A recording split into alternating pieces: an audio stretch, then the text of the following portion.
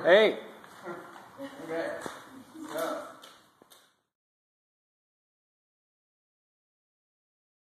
It's a piece called The Weight of a Substrate. It's excerpts from the notes on the paintings of Victoria Haven. Into an organ of belief. In this instance, the weight of a substrate must be such that it responds violently to the slightest air currents, as if tending toward flight. Painting becomes string, diagrammatic translucency, blatant mapping tool fastened to a wall, static, substantiated flight simulation, an imparted directive translated as stratagem and internalized as layout. The line of the boundary mediates codependence, restriction, and movement. Transfiguration of an technic apparatus, grid whistles rationalism, all the way down the toilet. And we see it undermined and undermining, becoming a vision of contradiction in lineage and a projection plane recast as a household portal body.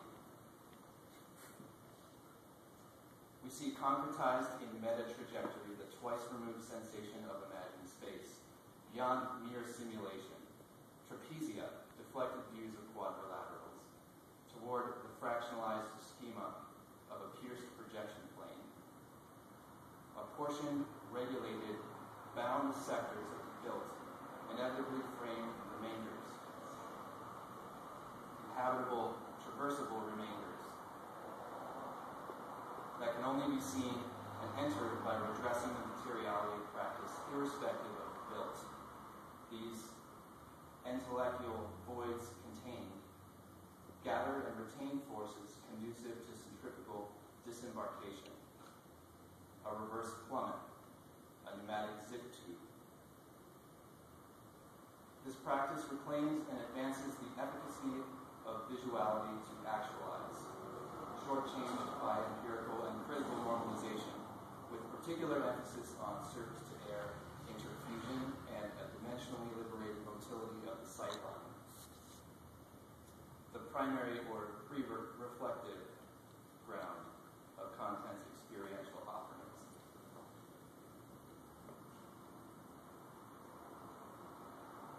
Taxis returns to the line once again, for the first time, as a transport, activating and facilitating paths never taken, replacing the motor of the lower body with that of the upper. Untenable and transient literalness pervades interpenetration of passivity and action, a conceptual, concrete traversal, as in the dreaming body, a correspondingly reversed body, striving for propulsion and control of desired movements. We are both at home and not at home, rooted and wandering, embodied and dissipated. A kind of omniscience through decipherment becomes the vantage point for spatial situation. Transubstantiation of visual data into traversable space now quantifies and delimits a new mobility. This new mobility begins to shape a phenomenology of the non-existent geospatial remainder. Bodily orientation and the interchange of biology and consciousness emerge as a measurable representation of locus, and orients motility in disorientation, and a false sense of direction. The disembodied live of dream or delirium engages static omnipresence. Intangible, irrepressible visualization can now be lived through a lens of potential vision, rather than held captive by the visible, the concrete, and the consumable.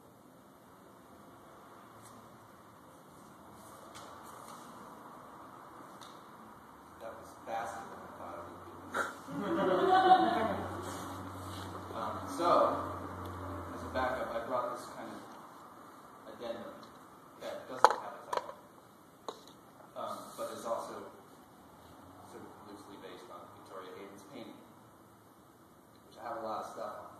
I'm completely obsessed. Okay. It's barely a hallway, but its crazy angle of projection makes it seem more like a fold in the wall. Its inner darkness barely occurs in the room. From a more acute line of sight, the rift actually disappears. A wedge of a passage, its extension can only be truncated. There are neighbors, but that remains to be seen. Street, oak branches, leaves, facade, third level parking garage, front license plate with sky blue Toyota Camry, interior Camry view from roof lamp, poured concrete ramp to fourth level parking garage, edge of roof, sixth level parking garage, between parallel horizontal bars of steel railing, high-rise office building window, floor 12. Between ribs of floor vent, floor 14, gray carpet, drop ceiling panel, conduit, poured plaster, various cords and rods, dimness, linoleum floor, break room, rear microwave, sunchips bag, dirt, 1, 2, 3 dead flies, more gray carpet, plate glass, sky.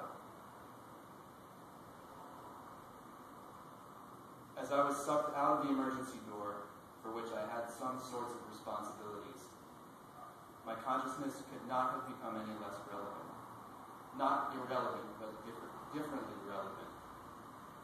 As if copying Robert Smithson's Passaic, I reflected at length on the effects of hot weather and isolation. At a few hundred feet from the ground, a trash airplane, adorned on the inside with hanging pots and pans, scrapes through the aftermath of an exploding mountain.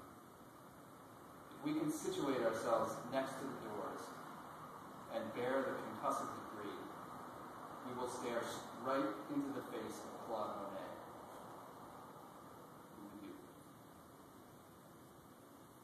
Ordered and so allowed, things versus forms, which is first. Return to the nothing. Like a forced team-up, all that's left is a complainer. I used to do live mixes. Treble, not jogging music. Second and James powers down.